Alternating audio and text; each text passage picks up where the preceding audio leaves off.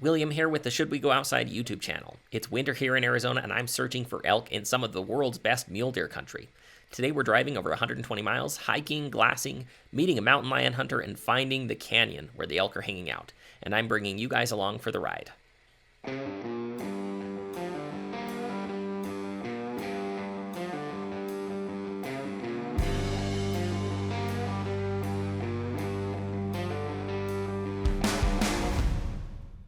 Brendan is in school this morning. We were talking about going striper bass fishing and Lake Powell, but we got fresh snow and it's a great time to come out here and have a chance at finding something.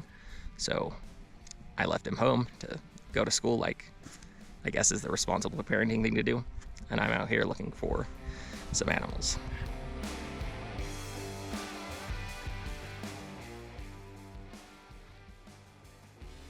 "99% of hunting so far for me is just hiking around with extra weight on my back. I'm hoping this snow on the ground makes it a little easier to find sign, see where they're coming from, maybe see something at all. And today I'm on the lookout for the other shed antler. It's the biggest shed I've ever found, so if I can find the other half, I'll be stoked.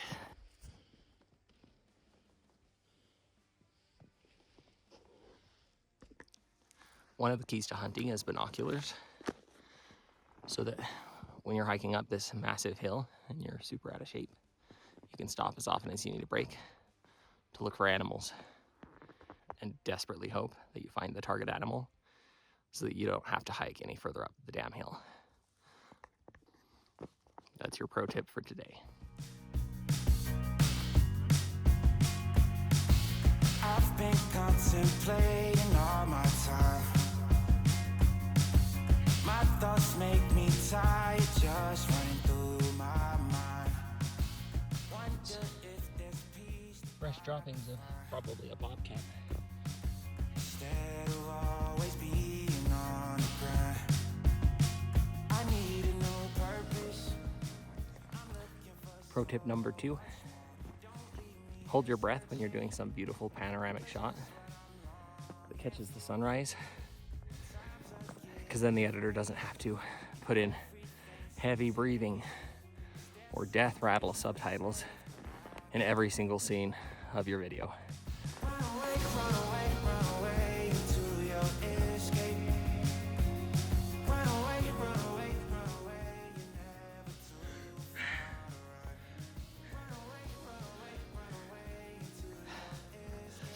Now that Brendan's not here, I can say it. Or I can say it too. It hurts. It does hurt.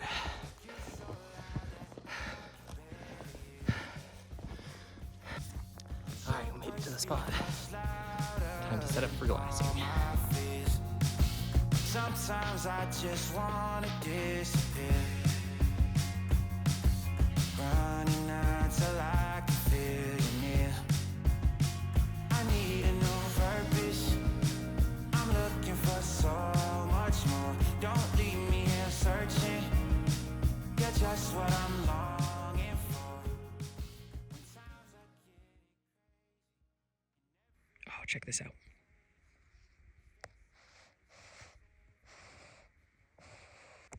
Looks like a pretty decent buck. Oh yeah, that's a real decent buck. He's not crazy wide, but he's got mass. That's what I am talking about. He's about a mile off. We're looking for elk, but it's hard not to get distracted when you see just an awesome animal. To get a tag to hunt a deer like this is 7 to 10 years oftentimes. Check this group out. Looks like a buck in there.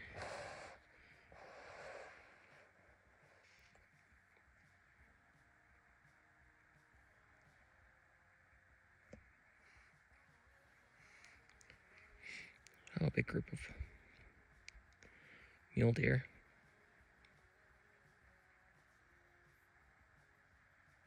Nothing crazy in there. In 5 minutes. And these deer are still right here. Usually when you're looking for mule deer, the first thing you see are their butts. It's just a little white. stands out, but when there's snow on the ground, it makes that a lot harder. But a big group like this out in the open is pretty simple to find. Come and check this out.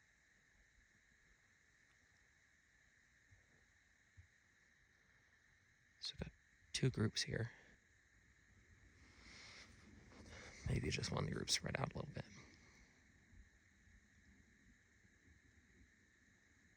Group like this time of year, you'd expect one buck at least to be in this group. So we're going to try and find him.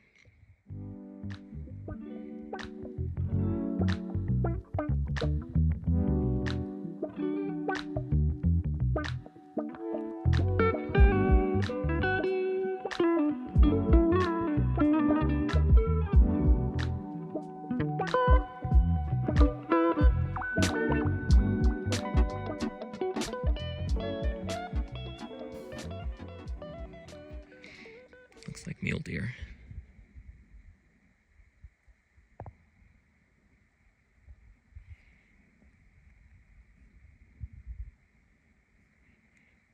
All right, another small group of mule deer.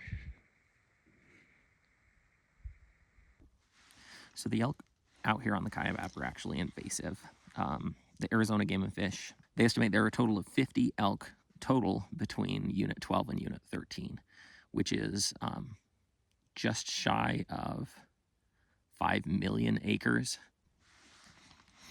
So that's actually 50 elk in 4.6 million acres. It's about 7,000 square miles. So it's not an exaggeration to say that this is the most low success, I'm going to say difficult, not necessarily challenging per se, because there's a lot of roads here, but difficult to succeed in hunt for elk in Arizona, really probably for any species. And Arizona Game and Fish makes it clear this is a low success hunt. Now, they have it over the counter and they allow year-round tags. The reason for that is they want the elk gone. The elk are an invasive species. They're not local to this area, and if they were to thrive, they would get in the way of and really start taking over what is premium deer habitat, which they don't want to see happen. All right, these don't look like they're seriously fighting, but it is fun to see some sparring between the two.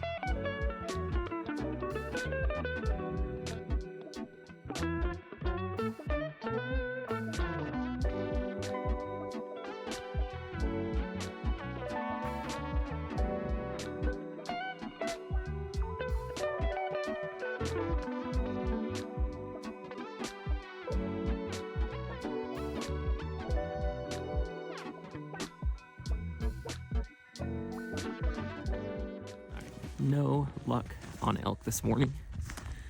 Truth is, since I started hunting, I've been out here probably 30 different days, sometimes full days, mostly just mornings.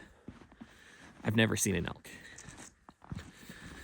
Today, I'm hunting without a tag at all. And the reason I'm doing that is because Arizona doesn't let you buy over-the-counter tags online. You have to show up to a store, which is about a 4 hours drive for me, or you have to order it through the mail. So I mailed that off earlier. It's the beginning of the year. That should be back next week sometime, and then I'll be able to actually hunt. But today, no tag, just really scouting, trying to see if I can locate them now that the snow's on the ground. I've been close before. I found fresh droppings, fresh sign in the snow, their beds. Just never laid eyes on them. Well,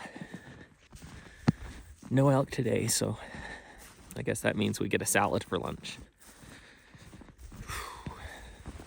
Again.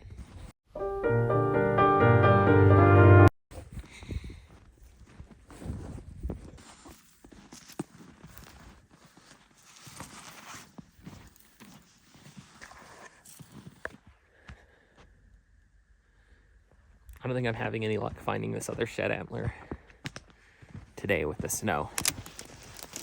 But a while back I found one that was a dead head, but it still had some fur on it.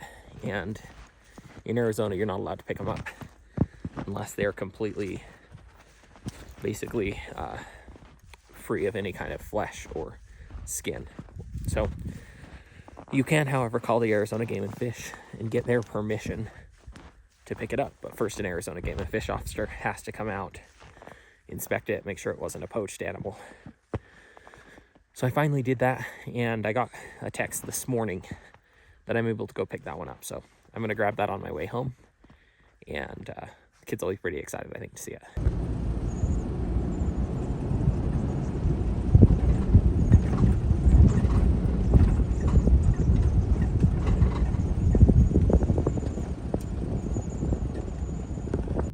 Okay, so I ran into another guy out here driving around in the snow. He's out looking for lions, but he said he saw some tracks up in a canyon. So I'm gonna drive up there and check them out.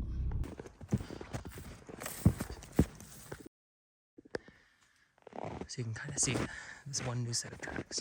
But if you look ahead, you've got old tracks that were filled in of probably them walking out during the snow.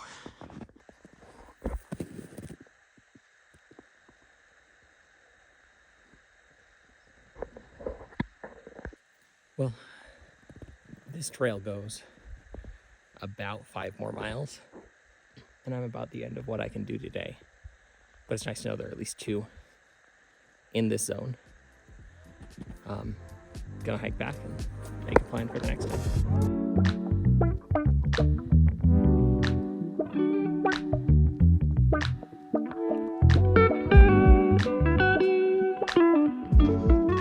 Usually when I come out here, I've got my rifle. I seldom bring a handgun. It's extra weight, and carrying a rifle I don't feel too unsafe. The only real fear out here is mountain lions. But on the way up to look at this canyon, I ran into a guy who's out here hunting mountain lions.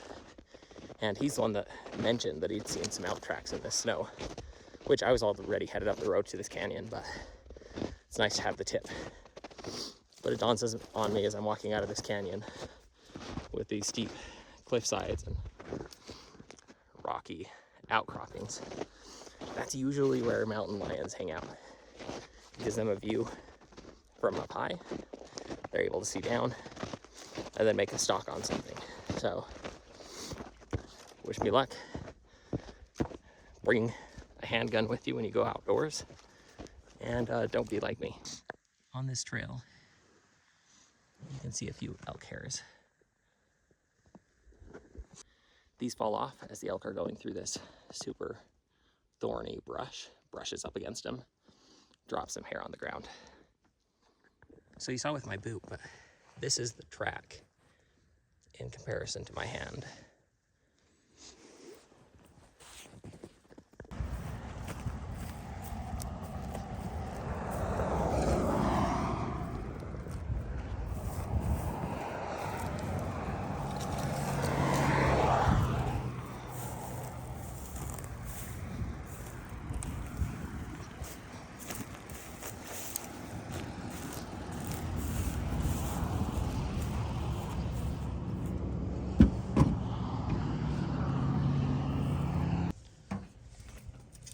What is it? Do you see it? Here. I see it. I see it from here. What do you think, Milo? Can I touch it? Yeah, just not the fur. I'll not touch the fur.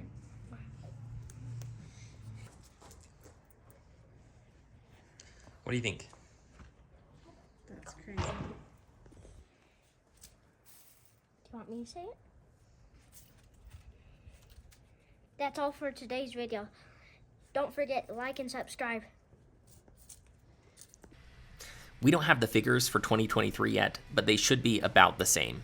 In 2022, 241 people bought this tag. Those people reported hunting for 647 days and nobody shot an elk.